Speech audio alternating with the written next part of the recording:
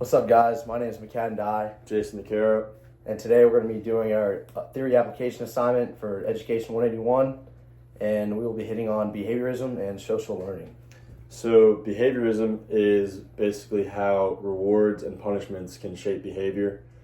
It is typically all environmental, but at the same time passive, meaning that you're not necessarily trying to literally inform the child and enforce this within them.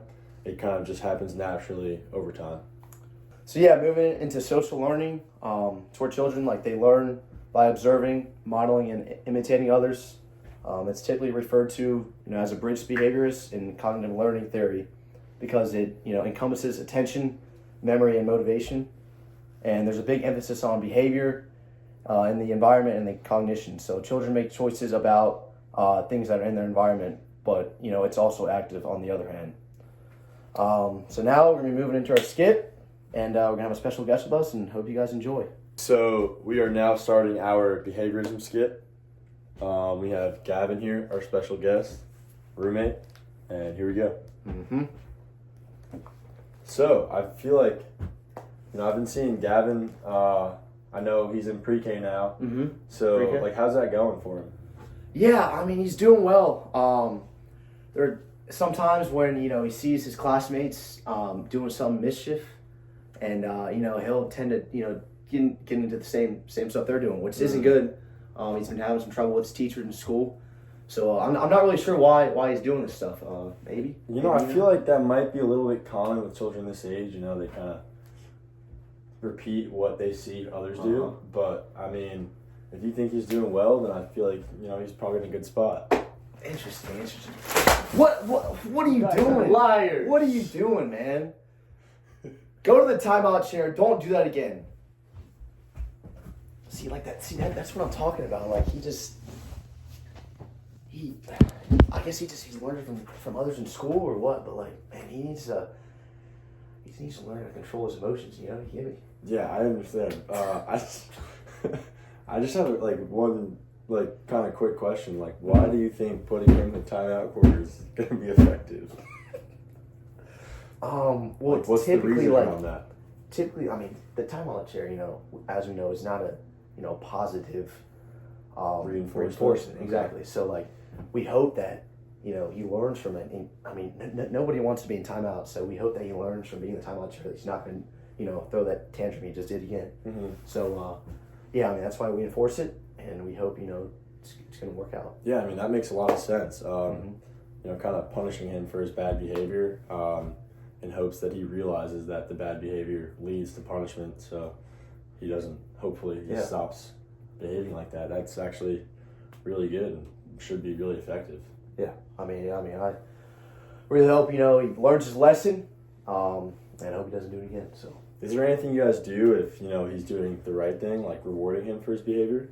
I think I've heard that that's good also. So yeah, I mean, if he does his thing, is able to control his emotions, I have this candy bag, and usually we reward our students with candy. If they raise their hand, answer a question right that I asked, then they can get a Jolly Rancher or pack of Skittles, whatever it is. So Wow. It can serve as a motivator. Yeah, that's really good. So that's kind of the opposite of timeout chair. That's almost like you do something well, you get rewarded. Right? That's something that you want. So I guess that kind of reinforces the idea that you want the kids to be on their best behavior and doing well and achieving highly in order to get what they want. Exactly right. Wow. Exactly right. Yeah. So that's kind of how we kind of make a difference in the negative reinforcement versus positive reinforcement. So yeah, that's great. So this is our social learning skit. Again, we have our special guest Gavin here, and here we go. Wow, Gavin, that looks really good. Is that cursive? Yeah, we've been learning cursive in school now. For how long? It's 3 months. Wow. I mean, that looks really good. I bet it wasn't like that when you first started learning, huh? No, it's my name. Wow. no way. I can write a big G, and I can write a little G too. Wow. Wow. So you've learned all this stuff in 3 months, huh? Because I mean, I know, you know, like there's no way you're doing this a couple months ago. Like you had to have some learning development, you know, to go towards that, right? I have a question, Gavin. Yeah. Your friends, are they really good at writing cursive? I think, yeah, my friends are doing pretty good too. Do you guys ever like compare? Usually I like look over at my friend's paper and I tell him that I'm better than him, but I mean, Okay, that's the right mentality, yeah. that's good. Awesome. I mean, I feel like that right there, it's almost like he's learning from his friends that are his peers in his class that are really good at writing cursive. Yeah. And he's kind of just like picking up on that and imitating and that I mean, almost. he's using his memory.